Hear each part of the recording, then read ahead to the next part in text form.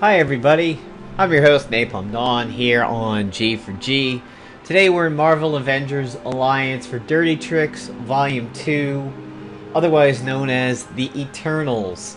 So I'm going to go ahead and jump into the simulator. I know there's been a request to go through the Boss Rush simulator instead for the next Dirty Tricks group that I do, but unfortunately that is just a little too intense for most groups you can throw at it. And especially for this one over here, they can typically manage to survive deep into the third wave. But then there's a little bit of issues with that, so I'm going to go with my favorite simulator over here. And as you can see, I'm going to turn off fast combat.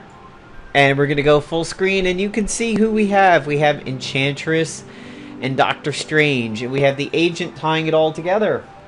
And as we pull up my agent's gear, today's background music is brought to you by TPR, Buried in the Snow, a melancholy tribute to the music of Final Fantasy 7, 8, and 9.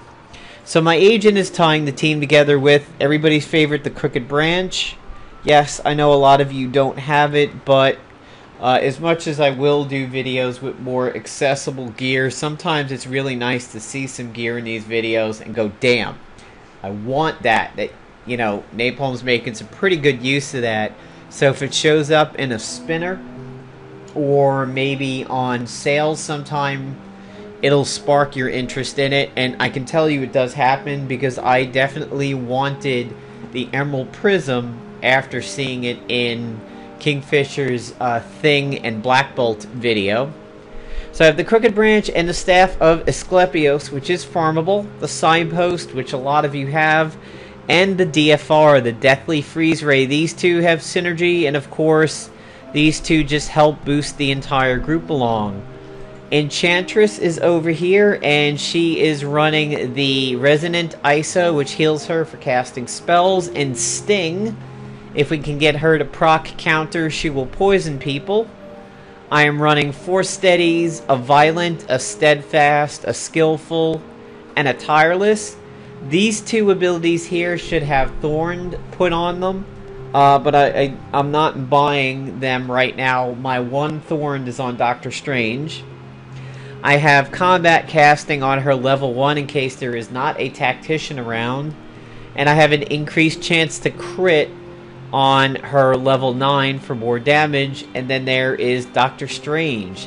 So the goal of this team is that basically they self-heal for a lot of hit points simply by doing what they're supposed to do, and that's just running the offense.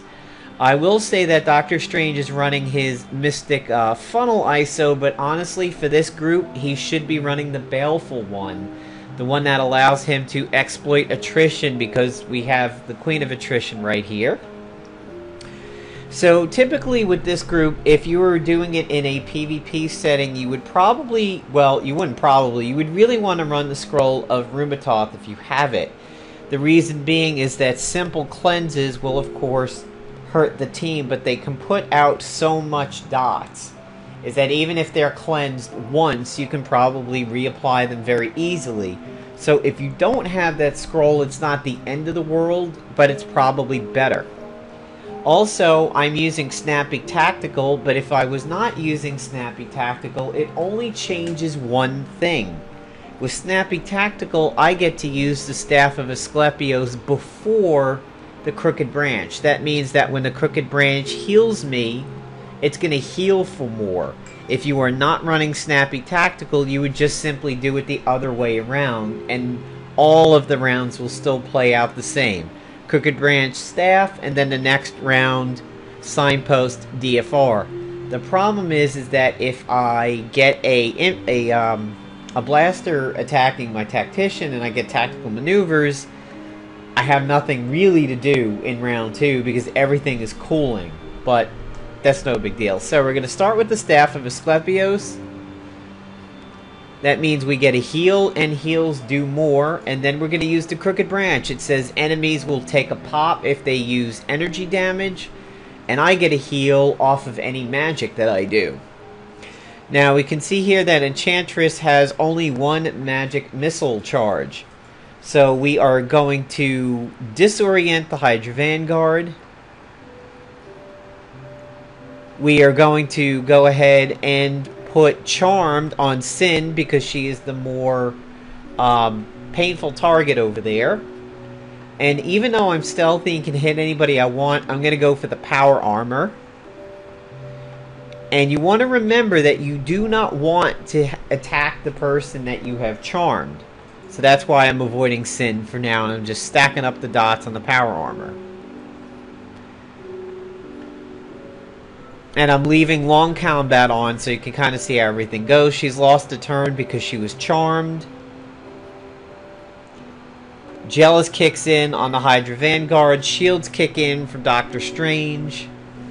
And of course the Hydra Vanguard attacks.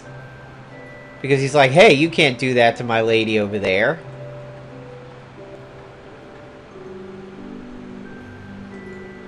And what we're going to do at this point is we're just going to go ahead and use the signpost because we want the DFR for next round. This is my tactical maneuvers turn. So you can see my agent is at full health. Enchantress has 1 missile charge at this point. And now it's Doctor Strange's turn. So if we take a look, we do have a quick action on the Darkest Void, which is good. That'll apply Thorns to himself and Bane to the enemy team. Or I could do the Terracing Boost. I'm going to hold off on this because we've already got a pretty good boost going from my agent. So I'm going to go ahead and open up with that, which puts Bane on everybody, which means Enchantress does more damage. It means DFR does more damage. And now he has Thorns, so that's just another attrition dot that we can put out if he's melee attacked.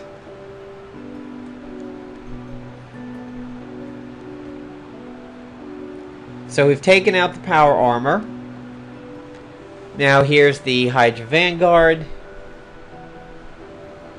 So now this is what round 2 would typically look like. It would be the signpost, which of course is going to keep him super healthy. It's also going to keep his stamina going. And then we're going to use the Deathly Freeze Ray, which of course is still a magic item. So I'm going to get a heal off of that too. And there it goes.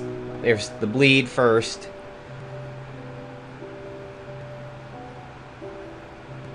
And you should see, well, it's already happened, but it was there. See, reverberation. Alright, now, so we see the Enchantress is taking a little bit of damage. What I'm going to do is smack Sin 1 time with a missile charge so she gets some dots. Going to Smitten on the Vanguard.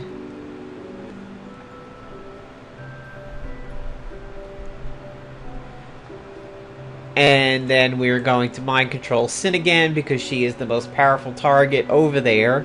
So this is pretty similar to how PvP would roll out.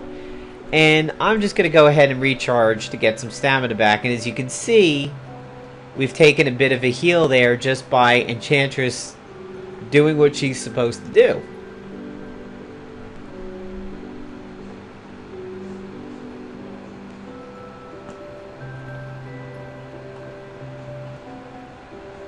So there's the Deathly Freeze Ray counter. And I healed from it. And that's where the Crooked Branch comes in very, very handy. That's a free end cap. That's a free cast of a magic item. There's some magic missile charges.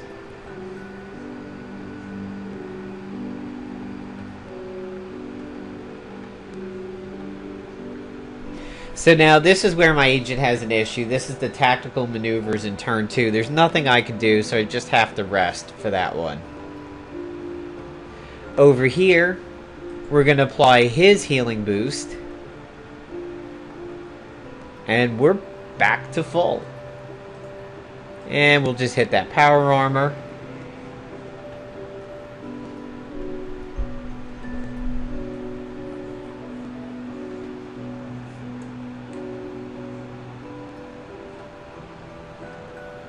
And now we're shielded, and of course dots are rolling out, so we're now back to what we do in round 1, which is to use the Staff of Asklepios, which increases the amount of healing done. The Crooked Branch, which says magic will heal us. And we will pop Power Armor once. Make sure we have another missile charge. Good, so we do. We'll pop Sin.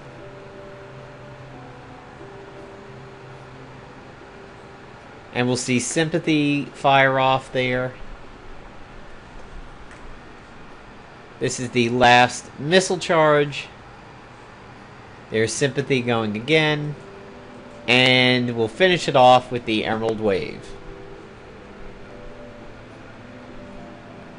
You can see, so that's pretty similar to how PvP would go. Of course, there's no cleanses on our side, but the basic goal there is simply to outlast them with the healing.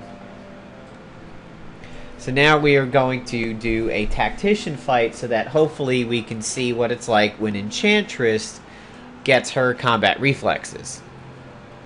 So she goes first. So the first thing that we will do is pop him one time with the missile charge that we have.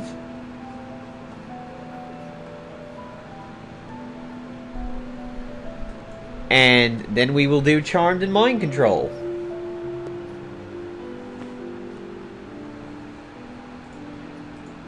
And then we'll follow it up with Luring Voice, and then that's it for round 1. So now he's lost his turn here. He lost 2 turns because of the Charmed. And of course we do know that by attacking with my blaster, he will gain the tactical advantage. So I am actually going to phase Enchantress. So now this increases her life a little bit. We're going to go ahead and use the Staff of Asklepios. And the Crooked Branch.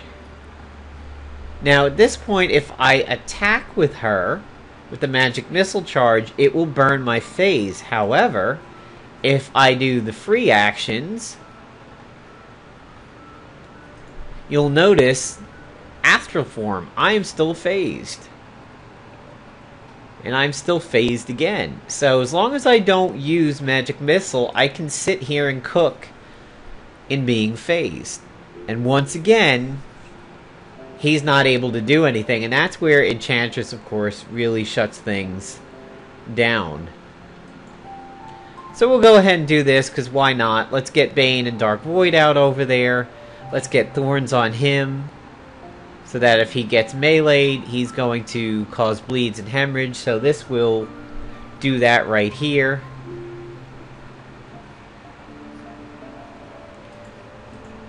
This round, of course, this is round 2, so it'll be the Signpost.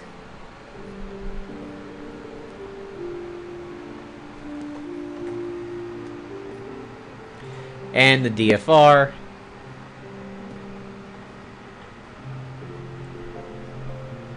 And if we look at Enchantress, she is still phased. And we have 2 magic missile charges, and we have Blessed Renewal, so we don't have the Crooked Branch going anymore. However, we can still remain extremely healthy by not coming out of phase, so we're only vulnerable to magic and psychic attacks when we sit like this.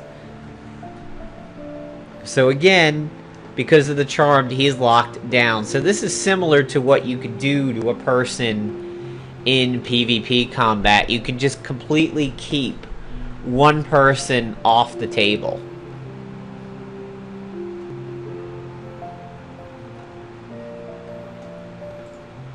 And here we are back at the big heal round.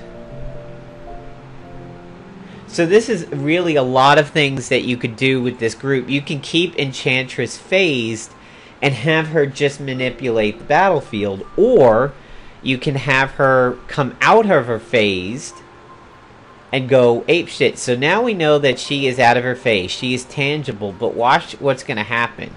she's going to use all those magic missile charges that she's been storing up.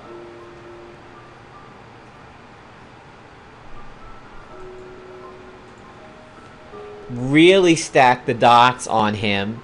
She's gaining sympathy the whole time, so she's just healing herself back up for doing what she's supposed to do, and that's go on offense. So if we take a look, we still have one last charge. We know the Emerald Wave does more than exploit just attrition. If we take a look at the Emerald Wave over here, we do know that it exploits delirium. So we'll do that. That's just more things to exploit. And we'll go ahead and wipe it out with a big Emerald Wave. And look at that. 68k Emerald Wave. That's almost on par with some of the stuff my Molly has done. So there you go. There's the Eternals in Dirty Tricks Volume 2. You've got to see two play styles with them. Just going balls out aggressive and healing for your magic aggression, or sitting in phased and kind of puppeting the playfield around a little bit. So I hope you guys enjoyed the video. I do apologize that I didn't go through the boss rush for this, but the boss rush is just a little bit too much. It's kind of an unrealistic scenario.